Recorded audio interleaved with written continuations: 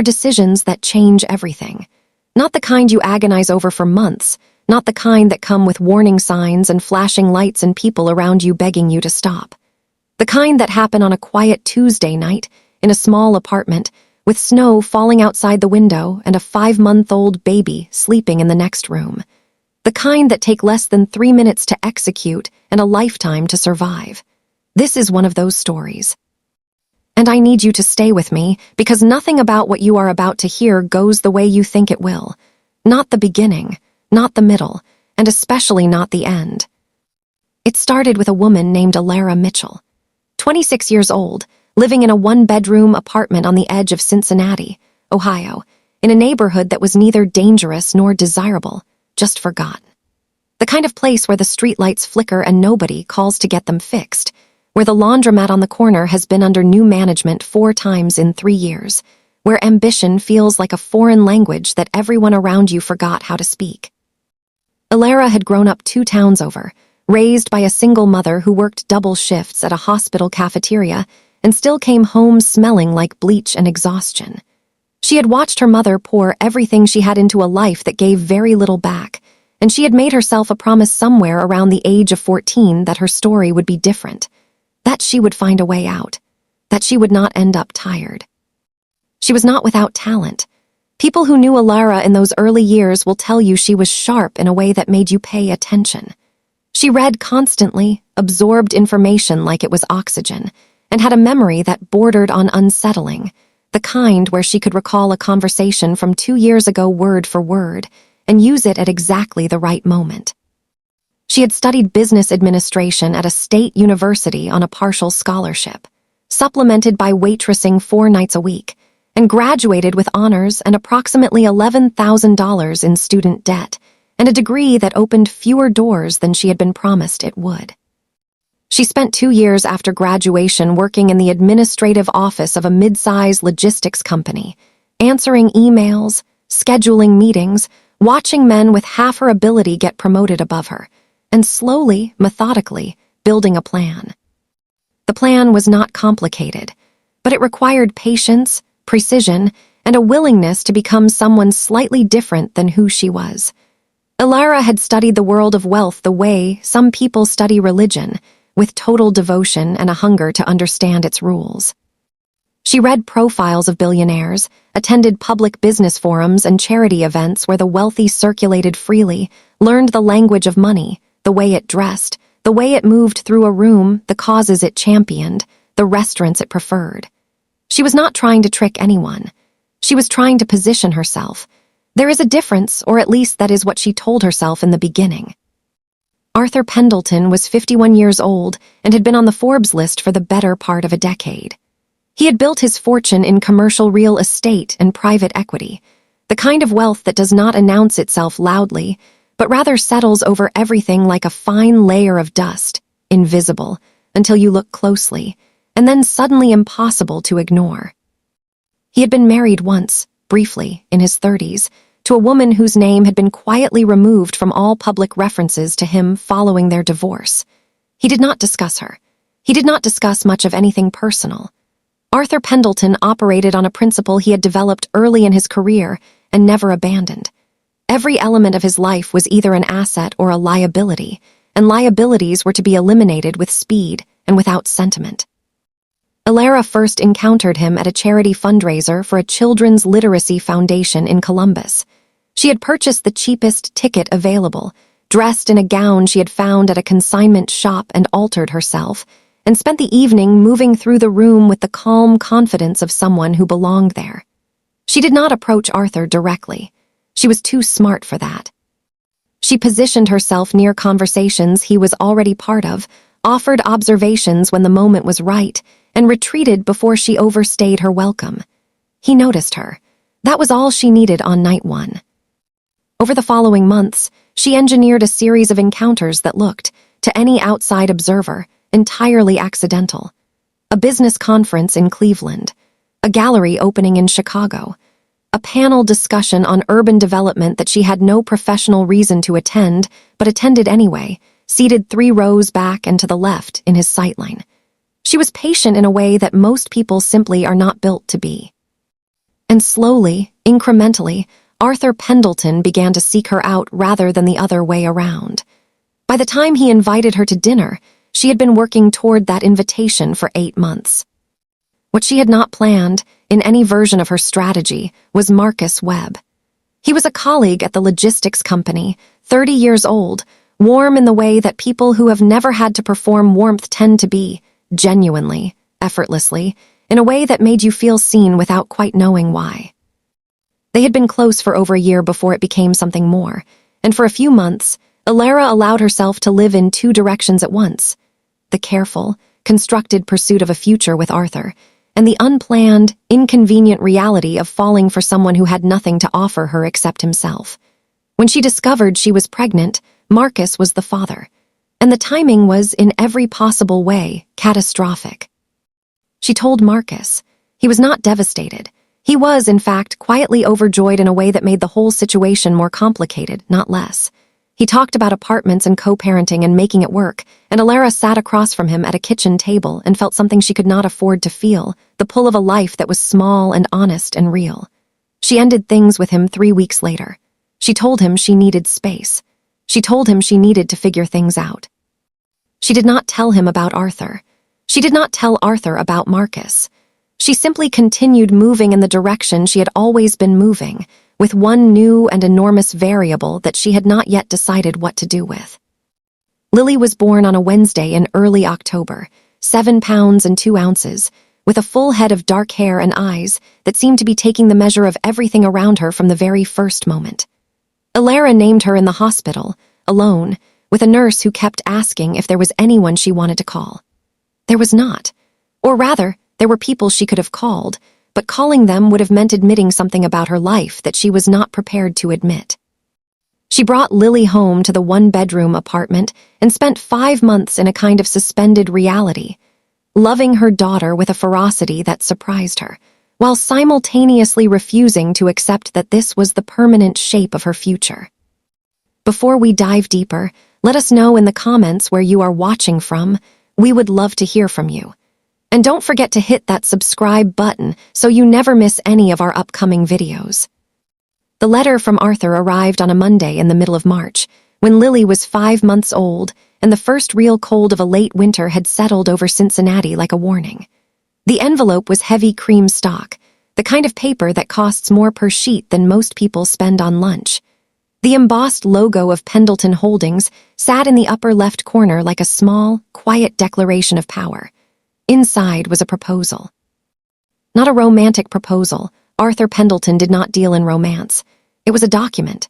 4 pages, single-spaced, drafted by his legal team, outlining the terms of what he called a partnership.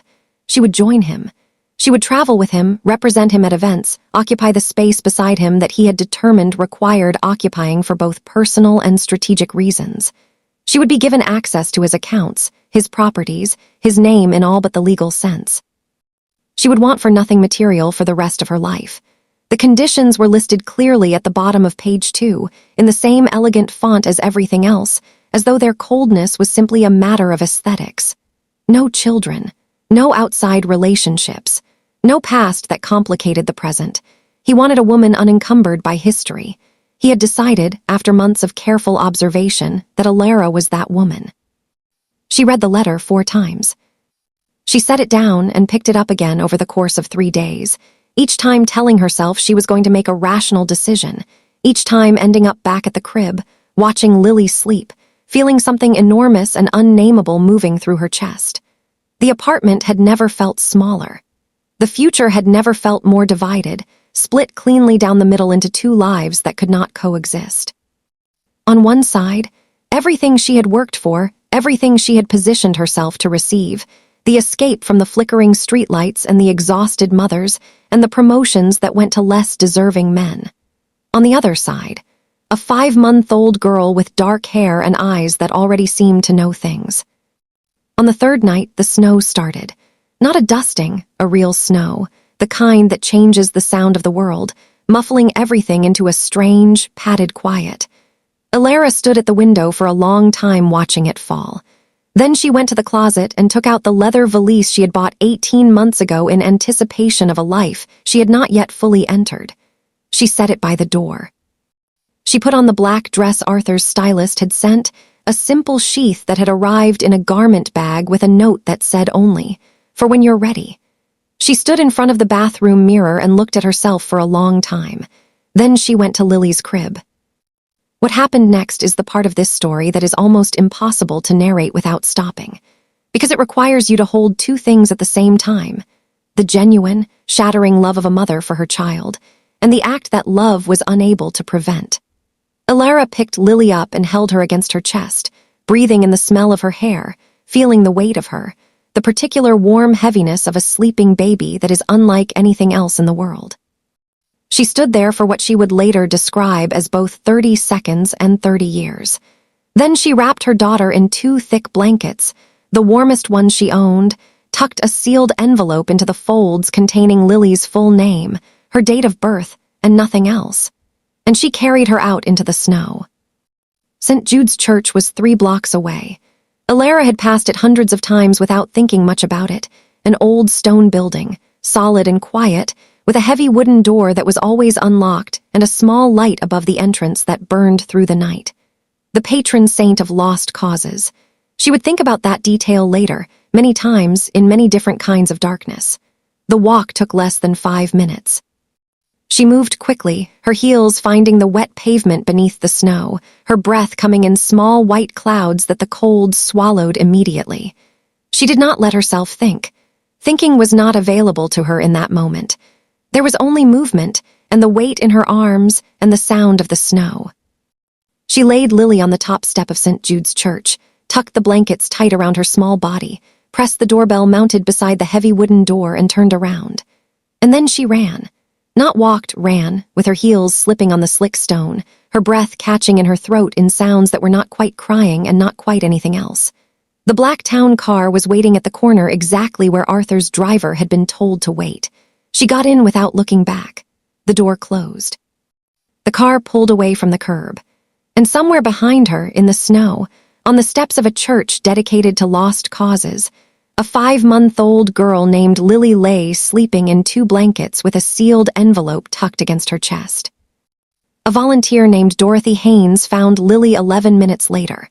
Dorothy was 63 years old and had been volunteering at St. Jude for over 20 years, locking up the side hall after an evening prayer group, when she heard the doorbell and assumed it was one of the regulars who had forgotten something. What she found instead would stay with her for the rest of her life. She brought Lily inside immediately, called 911 within 2 minutes, and sat on the church floor with the baby in her arms, rocking her gently, until the paramedics arrived. Lily was cold but unharmed. The envelope was logged as evidence. The case was filed with Hamilton County Child Services. A 5-month-old girl named Lily Mitchell entered the foster care system on a snowy Tuesday night in March, and her mother was already 30,000 feet in the air, flying east toward a new life.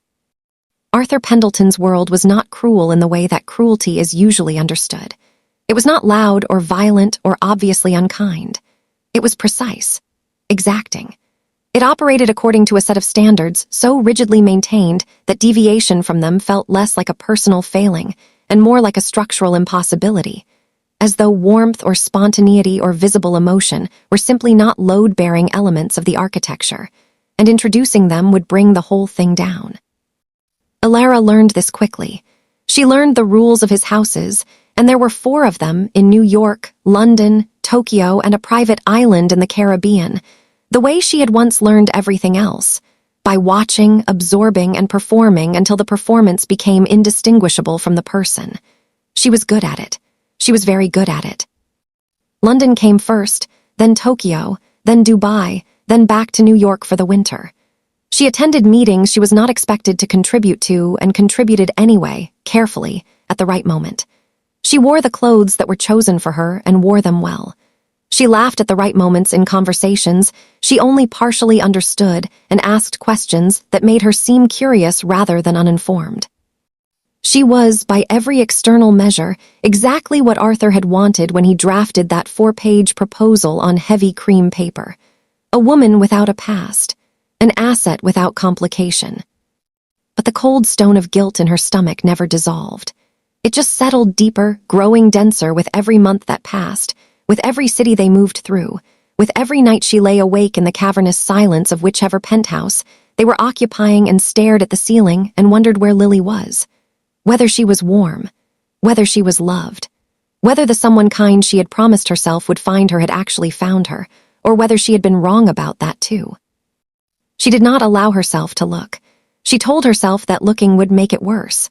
She told herself that the best thing she could do for her daughter now was to build something worth coming back to, something worthy of explanation, something that could one day be shaped into a story that made sense. She told herself this so many times that there were whole weeks when she almost believed it. 2 years passed. 2 years of cities and couture and curated silence. 2 years of being the perfect companion to a man who had never once asked her a question she had to think about before answering. And then, on a Tuesday afternoon in the New York penthouse, Arthur summoned her to his private study, a room she was permitted to enter only by specific invitation, and told her about the charity gala. The most significant event of the season. Their image would need to be flawless.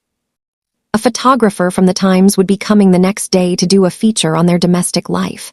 Arthur said all of this while standing with his back to her, looking out the floor-to-ceiling windows at the city below, and Elara stood in the doorway and noticed, for the first time, the small framed photograph on his desk. A child. She could not see it clearly from where she was standing. She told herself it was probably a niece, or the child of a business associate, or simply one of the many curated objects in this room that she had never been invited to ask about. The photographer arrived the next morning. His name was Leo Vasquez, and he was 29 years old, with the kind of quiet attentiveness that made people feel seen without feeling observed. He moved through the penthouse with a respectful efficiency that put even Arthur's staff at ease, which was not an easy thing to do. He photographed Arthur first, standing in the study, sitting at the long dining table, framed against the windows with the city behind him like a declaration. The images would be extraordinary. Elara could tell that even without seeing them. Arthur was a compelling subject, powerful, controlled, the kind of face that looked like it knew things. Then Leo suggested the garden terrace for a final shot, and they moved outside into the pale afternoon light. The terrace was extraordinary in its way. Manicured hedges, sculptural planters, a marble bench positioned for optimal views of the skyline. Everything in its place. Everything deliberately, almost aggressively perfect. Arthur sat on the bench. And Leo gestured for Elara to join him, and she moved to sit beside him, and her eyes found it almost immediately. A single flower pot near the edge of the terrace, slightly apart from the rest, holding one sunflower. Bright gold, its head turned toward the fatting winter sun, completely out of keeping with everything else on that terrace. Defiant in its simplicity. Alive in a way that everything else up there was not. She did not know, in the moment that she looked at it, that she was going to cry. She had not cried in 2 years.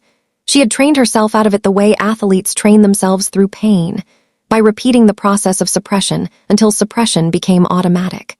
But something about that sunflower, its stubborn, simple insistence on existing in a space that had no room for it, reached past every layer she had built and found something raw underneath. A tear escaped before she could stop it, then another, tracing silently down her cheek while Leo's camera clicked and clicked and clicked. Arthur noticed immediately. The session ended. Leo packed his equipment and left with the quiet professionalism he had arrived with. The moment the penthouse door closed behind him, Arthur turned to Elara with an expression she had not seen on him before, not anger exactly, but something colder than anger, something that came from a place beyond emotion and operated on pure, dispassionate assessment. He crossed to his desk and picked up the small framed photograph and held it out to her. And for the first time, she could see it clearly. A little girl, 2 years old, perhaps 3, dark hair, serious eyes, and a set to her mouth, a particular stubborn, downward press of the lower lip, that Elara recognized the way you recognize something you have been trying not to think about for 2 years. The room did not spin. The world did not tilt. Everything simply went very, very still. Her name is Lillian, Arthur said. She was found on the steps of a church 2 winters ago, abandoned in the snow by a mother who did not want her. She had been in the foster system briefly before his attorney had identified her as a candidate for private adoption. He had finalized the adoption 6 months after she was found. She was, he said, his legacy, his heir, the one thing in his life he had allowed himself to want for reasons that had nothing to do with strategy. And she would be raised, he continued, his voice dropping into something that was almost quiet with menace, in an environment of absolute emotional stability. Which meant that the display Elara had just given on that terrace was not a display he was willing to tolerate in proximity to his daughter. Elara said 4 words. She said them before she had decided to say them, before any calculation could intervene, before the 2 years of careful performance could reassert itself. She said, "Arthur, she is mine." And the silence that followed those 4 words was the loudest thing she had ever heard. What happened in the next 10 minutes would be replayed in Elara's memory thousands of times over the following years, each replay revealing a new detail she had not noticed in the moment. The way Arthur's face moved through shock, and then fury, and then something that looked almost like satisfaction, as though the revelation had handed him exactly the weapon he needed. He did not raise his voice. He did not need to. He told her, in precise and measured sentences, that she was the woman who had left an infant girl on a church step in a snowstorm. That she had done so voluntarily, of her own free will, for reasons that a court of law would have no difficulty characterizing as abandonment. That she had no legal claim, no moral authority, and no standing of any kind. That if she attempted to contact Lily to see her, to make any claim on her whatsoever, he would ensure that her name became synonymous with the worst thing a mother could do. He had the resources to make that happen. She knew he was not exaggerating. She was removed from the penthouse that same evening. A maid she had barely spoken to in 2 years packed her valise, the same leather valise she had carried out of Cincinnati, in under an hour. A car took her to a hotel. Arthur's assistant had arranged a week's accommodation and a sum of money that was generous enough to be insulting. The life she had spent years constructing was gone before midnight. She sat on the edge of the hotel bed with her packed valise and the distant sound of the city outside the window and understood, with a clarity that was almost peaceful in its completeness, that she had nothing left to lose. Which is the precise condition, it turns out, from which certain kinds of fighting become possible. She did not make any dramatic decisions that night. She slept. She ate breakfast in the morning. She found a legal aid organization in New York that provided consultations for family law cases, and she made an appointment, and she went, and she sat across from a young attorney named Carla Reeves and told her everything. Not the edited version, not the version shaped for maximum sympathy, but all of it, beginning to end, including the parts that made her look exactly as terrible as they were. Carla Reeves listened without interrupting. When Elara finished, Carla was quiet for a moment. Then she said, "We have something to work with here. It will be hard. It will take time, but we have something." What they had was the truth, and the truth, as Elara was about to discover, was both more powerful and more complicated than she had imagined. On Arthur's side were the resources of one of the most formidable legal teams in the country, a public narrative that painted him as the selfless billionaire who had rescued an abandoned child, and the biological reality that he had been Lily's father in every practical sense for over 2 years.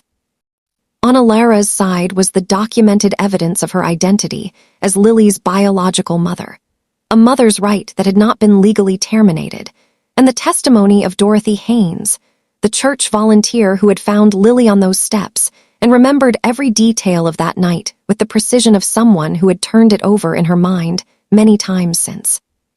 The case moved slowly, as these cases do. Arthur's team was aggressive, filing motions and countermotions with a speed and volume designed to overwhelm and exhaust. The public narrative they constructed was efficient. A woman of questionable character, a self-admitted deserter of her own child, was attempting to exploit a connection to a wealthy man by laying claim to his legally adopted daughter. Elara was not named in the press. Family court protected that much. But the story circulated in certain circles, shaped and shaded to Arthur's advantage. She found a job as an office manager at a small architecture firm in Brooklyn, found a 1-bedroom apartment in a neighborhood that reminded her, not unpleasantly, of the Cincinnati street she had spent her life trying to escape, and built a daily life that was small and honest and entirely her own for the first time in years. And then Leo Vasquez called. He had been following the case from a distance, he said. He had not been able to stop thinking about what he had photographed that afternoon on the terrace. Not just the tear on her cheek, but the full sequence, the series of images he had captured in those 30 or 40 seconds between her looking at the sunflower and Arthur ending the session. He had not submitted the personal images to the Times, only the formal portraits had run, but he had kept the full series. And he had watched, over the subsequent months, as the public narrative around the case took shape. And something about the gap between the woman in those photographs and the woman being described in that narrative had made it impossible for him to stay quiet. He offered the photographs as evidence. Not just one, the full sequence. 23 images taken in the space of less than a minute, telling a story that no written testimony could have told as clearly. They showed a woman who had spent 2 years performing a version of herself that had nothing to do with who she actually was. They showed the precise moment that performance cracked, not because of weakness, but because of love. They showed, in the specific grammar of light and shadow and the human face, that whatever Elara Mitchell had done on a snowy Tuesday night in Cincinnati 2 years before, what lived inside her was not the indifference of a woman who had discarded a child, but the grief of a mother who had made the worst decision of her life and had been paying for it every single day since. The photographs were entered into evidence. The case did not end in a dramatic courtroom revelation. Real life rarely works that way. What happened was slower and more procedural. A judge who looked at the full picture, literally and figuratively, and determined that the narrative Arthur had constructed, while not entirely false, was not entirely complete. A guardian ad litem was appointed to represent Lily's interests specifically. Evaluations were conducted. Testimonies were taken. Dorothy Haynes sat in a wood-paneled room and described, in a steady voice, a baby girl wrapped in 2 blankets on a cold stone step, and the sealed envelope, and the sound of the doorbell, and the 11 minutes between that sound and her finding the child. Her testimony did not condemn Elara. It simply told the truth of what had happened, without editorial, and the truth was more complicated than either side's version of it. The settlement, when it came, satisfied no one completely, which is generally the sign that it was fair. Arthur retained primary custody. His world, whatever its emotional deficits, offered Lily educational and material advantages that the court could not in good conscience disregard. But Elara was granted something she had not dared to name as the thing she actually wanted: regular, structured, increasing access to her daughter. Visitation that would expand as trust was established. The legal right to be present in Lily's life, not as a ghost, not as a secret, but as a person. The first visit took place in a neutral room at a family court annex in Manhattan, pale walls, a low table with a few toys on it, a caseworker sitting quietly in the corner. Lily was 4 years old by then. She looked at Elara with serious eyes and said nothing for a long time. Elara sat on the floor, which felt like the right thing to do, and looked back. There were no fairy tale embraces, no moment of mystical biological recognition.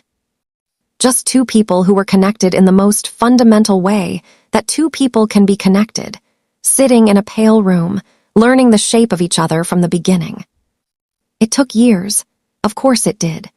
Elara showed up for every scheduled visit, and then for every school event she was permitted to attend, and then for the Saturday afternoons that became a standing arrangement once trust had been sufficiently established. She did not try to compete with Arthur's world.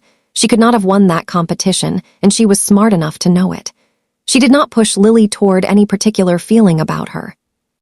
She simply showed up, consistently, reliably, in the way that certain people show up, not loudly, not with demands, but with a quality of presence that accumulates over time into something a child can lean against. She remembered Lily's favorite books without being reminded. She learned how to make the particular hot chocolate recipe Lily had decided was the only acceptable version. She listened more than she talked. She let Lily set the pace of everything.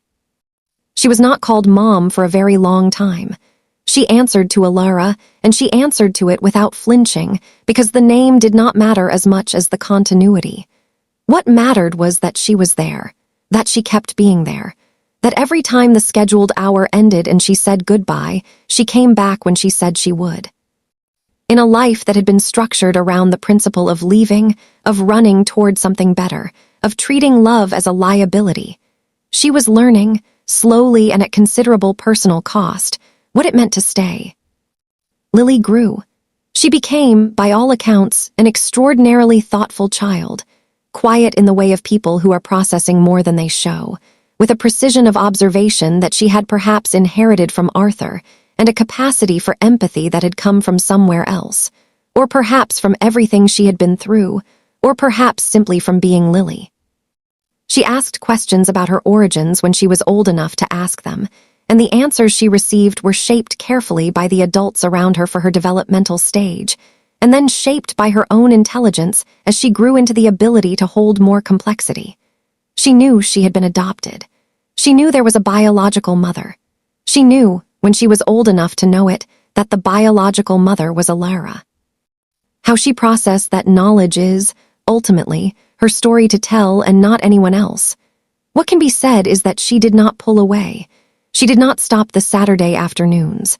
She did not stop the hot chocolate or the favorite books or the particular quality of attention that Elara brought to their time together. She kept showing up to receive what was being offered, and somewhere in that ongoing act of showing up, in the accumulation of small, repeated moments over years, something was built that could not be dismantled by history or by distance or by the complicated truth of how it had all begun. On an afternoon in late October, when the trees in the park had turned the particular burning gold of a Midwestern fall, and Lily was somewhere in the territory of 14, they were walking along a path beside a small lake, and Lily was talking about a history project, something about the civil rights movement, something about the gap between stated values and lived actions. And she stopped mid-sentence and looked at Elara with an expression that was so direct and so steady that it made the air between them feel briefly different. She said, "You know what is funny? Dad's world is like a diamond. It is perfect and hard, and it catches the light exactly right. But you," she paused, considering, "you are more like the sun. You do not try to be anything. You just are." She did not elaborate. She did not need to. She reached over and took Elara's hand, and they kept walking, and the trees burned gold around them, and the lake caught the last of the afternoon light. There is no clean ending to a story like this. There is no moment where the weight of that snowy Tuesday night in Cincinnati becomes something other than what it was, a mother leaving her daughter on a cold stone step and running. That happened. It will always have happened. Elara has never attempted to reframe it as anything other than the worst thing she has ever done, and the most honest thing that can be said about her is that she stopped running from it, eventually, and turned around and walked back toward it, one Saturday afternoon at a time, for years, until the distance between who she had been and who she was became something she could live with.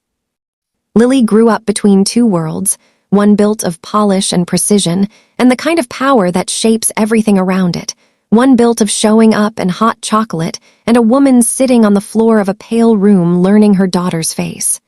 She was shaped by both. She is the product of both.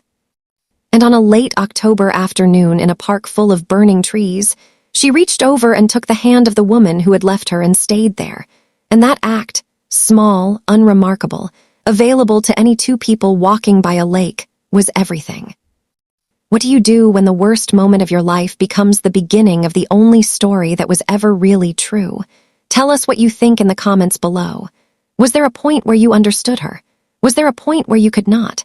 Because those are the exact questions this story was built to ask, and there are no wrong answers.